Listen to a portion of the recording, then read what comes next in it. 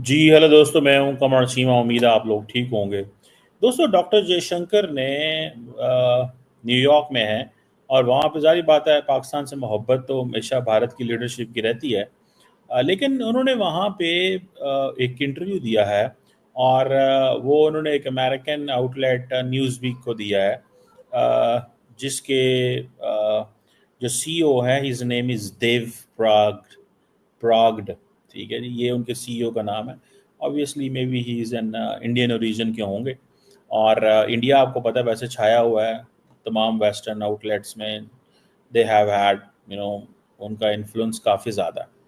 वहाँ पे उन्होंने पाकिस्तान की बड़ी क्लास लेने की कोशिश की है, जिसमें उन्होंने कहा है जी कि पहले तो वो खैर बहुत सारे, एक तो मैं चीज़ बताऊं कि डॉक्टर जयशंकर ने हाथ में कागज़ रखे हुए थे, सफ़े रखे हुए थे, पॉइंट सोचे हुए थे। इट मीन्स कि जो सवाल है और जो जवाब है वो पहले तय थे। यानी कि वैसे तो डॉक्टर जयशंकर को कोई ज़रूरत नहीं है, लेकिन जो डॉक्टर जयशंकर का यूरोप का ट्रिप हुआ था उस पर बड़ी लेन देन हुई थी। तो इट मीन्स कि दिस टाइम दे डिसाइडेड कि we need to have a choreographed interview करने की ज़रूरत है। आप देखेंगे उनके हाथ में एक पेपर है, और वहाँ से वो देख रहे हैं। सो इट मीन्स कि वो सारी बात है, मोटे मोटे बुलेट पॉइंट्स सब ने लिखे होते हैं लीडर्स ने, कोई बहुत बड़ी बात नहीं है। So that at the end of the day you don't get dragged to the places where you don't want to go. अब जो सिचुएशन है वो थोड़ी इस तरह से है कि अगर आप देखें कि जयशंकर साहब ने क्या कहा है, जयशंकर साहब ने वहाँ पे ये कहा है कि जनाब टेररिस्ट ऑर्गेनाइजेशन के कॉरपोरेट हेडक्वार्टर्स हैं। अब सारी बात है वो न्यूयॉर्क में है, तो न्यूयॉर्क में वो कहेंगे जी कॉरपोरेट हेडक्वार्टर होते हैं। क्या कॉरपोरेट मदरसे होंगे? मदरसे जो हैं वो चंदा लेते होंगे, मस्जिदों में लोग चंदा देते हैं, वो तो हर जगह ही देते हैं।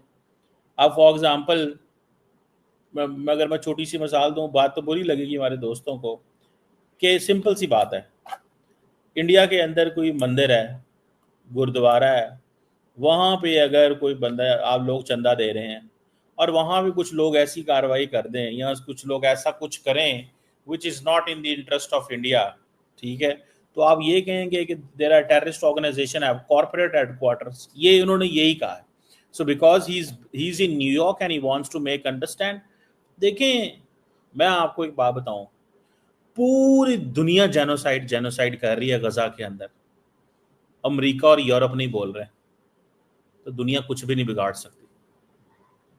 सिमिलरली, ये अमेरिका और यूरोप अगर पाकिस्तान के बारे में बोलेंगे कुछ, तो इंडिया की स्टोरी की वैल्यू बनेगी, अदरवाइज कोई स्टोरी की वैल्यू। और वो क्यों नहीं बोलेंगे, उसकी वजह, क्योंकि वो ये कहते हैं, इंडिया का अमेरिकन व्यू ये है कि इंडिया ये जो टेररिज्म कर रहा है, ये that is on Kashmir, and Kashmir has a history of 78 years.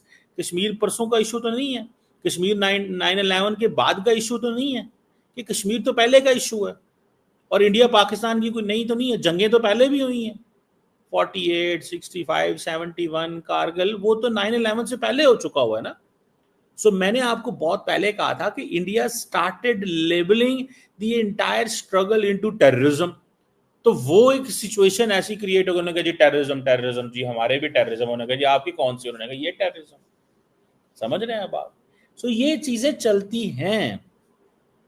सो उन्होंने कहा जी टेररिस्ट हेडक्वार्टर है। और दूसरा ये जी कि अब जो वो कश्मीरी भी एक बात करते हैं, वो कहते हैं जी कि हमारी तो ये economic warfare, act of economic warfare, ठीक है। सो पाकिस्तान का मुकदमा इसमें पता क्या है, पाकिस्तान क्या कहता है? पाकिस्तान कहता है कि जो कश्मीर में हुआ ये फॉल्स फ्लैग था। There were organisations there, they were allowed to operate. Indian government को पहले ही पता होता है, because they have a lot of presence. उन्होंने बड़े इतने अरबों रुपए लगाते हैं यार कश्मीर के ऊपर, एंड उनको पता नहीं है। और वो कहते हैं उनको पता था, दे न्यू, या उन्होंने कुछ लोगों से ऑपरेट करवाया। ये पाकिस्तान का व्यू मैं बता रहा हूं आपको। कुछ ऑर्गेनाइजेशंस ऑलरेडी एंटी इंडिया थी, उनसे उनको ये कहा गया कि आप ये कार्रवाई करें, और जिन्होंने कहा होगा वो हो सकता है वो भी हुकूमत के बंदे हों। ये पाकिस्तान का व्यू है जो मैं आपको बता रहा हूं।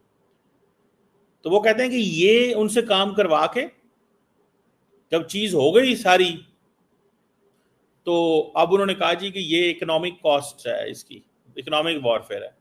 और इन रियलिटी कश्मीर के लिए इकोनॉमिक मसले पैदा हों ताकि कश्मीर मरकज की बात सुने। The more Kashmiris are economically constrained, the more they will listen the center. The more Kashmiris are economically independent, the more struggle they will do against the center. You are getting this point? ये आपको point समझ लगा? मैं दोबारा repeat करता हूँ. The more Kashmiris are independent in terms of economic development, growth, सारी चीजों में जितने इंडिपेंडेंट होंगे उतना कम मरकजी हुकूमत सेंटर की मोदी साहब की सुनेंगे. जितने इंडिपेंडेंट होंगे, जितने डिपेंडेंट होंगे they will have to listen. So there is an view here in Pakistan कि यहाँ पे कश्मीर में ये हालात खराब करवाए गए और इसमें लार्जली जयशंकर साहब का कोई रोल नहीं है ना. जयशंकर साहब, मैंने आपको बताया था there is a theory in Pakistan, the theory name is mad. Modi साहब, अमित शाह साहब एंड डोवल साहब, ये तीन बंदे हैं. ये तीन बंदे हैं. लेकिन बाद में जयशंकर को ऐड किया गया था जब केस दुनिया के सामने लड़ना था. लेकिन स्टिल वो जो कोर ग्रुप है उसमें ये मैड है. मोदी, अमित शाह एंड डोवल साहब, ये तीन, all these three major players हैं. तो ये basically they are the architect हैं. So they get things done through the system. तो जितना कश्मीर इकोनॉमिकली डिपेंडेंट होगा सेंटर के ऊपर, उतना ज्यादा कश्मीर सुनेगा मोदी साहब की. लेकिन जितना ज्यादा आजाद होगा तो लिहाजा इकोनॉमी तो उनकी बैक हिट बैठेगी. लोग कहेंगे यार नहीं वहां पे वाकया होगा था यार, वो देखो ना एक वाकया हुआ था. That is so normal. बात सही कह रहे हैं आप. पाकिस्तान के किसी भी इलाके में दहशतगर्दी का वाकया करा दें, पर्टिकुलरली टूरिस्ट एरिया में, तो लोग वहां जाना कम कर देंगे ना. अगर फॉर एग्जाम्पल ये इंप्रेशन शुरू हो जाए that people do not go there, people, लोग वहाँ नहीं जाते, ठीक है, वहाँ पे जाएंगे यार, वो लोग आपको पकड़ लेते हैं, चोरी करते हैं, आपको डाका करते हैं, तो लोग वहाँ पे they will stop going there. So situation अच्छी होगी तो जाएंगे ना. ठीक है ना जी. सो ये जो सीईओ हैं न्यूज़ वीक के, इन्हें पाकिस्तानी किसी लीडर का भी इंटरव्यू करना चाहिए था. सो ये वन साइडेड इंटरव्यू चला देते हैं. बहरहाल जारी बात है, उनके ताल्लुकात अच्छे हैं. और अब जैसे मैंने कहा, no country should use terrorism as an instrument. भाई who says this other than India? Pakistan तो ये कह रहा है, प्राइम मिनिस्टर मोदी भी एक बात कह रहे हैं, डॉक्टर जयशंकर भी बात कर रहे हैं. And let me tell you, doctor Jaishankar is super competent person. I think Narasimha Rao से ज्यादा इन्होंने अपना टेन्योर गुजार लिया as a minister for external affair. और आई थिंक नेहरू साहब ने सबसे लंबा ज्यादा गुजारा था, 16 साल. तो द पॉइंट हियर इज कि कॉम्पिटेंट आदमी है, इसमें तो कोई शक नहीं है. मैं तो इस पे I believe in the theory. अब वो कह रहे हैं किसी को टेररिज्म को इस्तेमाल नहीं करना चाहिए. ये बिल्कुल सही है, नहीं करना चाहिए. ठीक है जी.